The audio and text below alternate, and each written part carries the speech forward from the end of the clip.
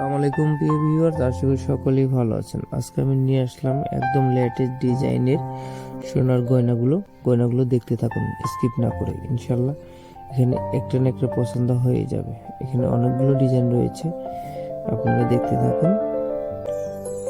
আর অবশ্যই যে ডিজাইনটি আপনাদের ভালো লাগবে সেই ডিজাইনটি স্ক্রিনশট নিয়ে আমাদের স্ক্রিনে দেওয়া নাম্বারে হোয়াটসঅ্যাপে সেন্ড করে কথা বলতে পারবেন।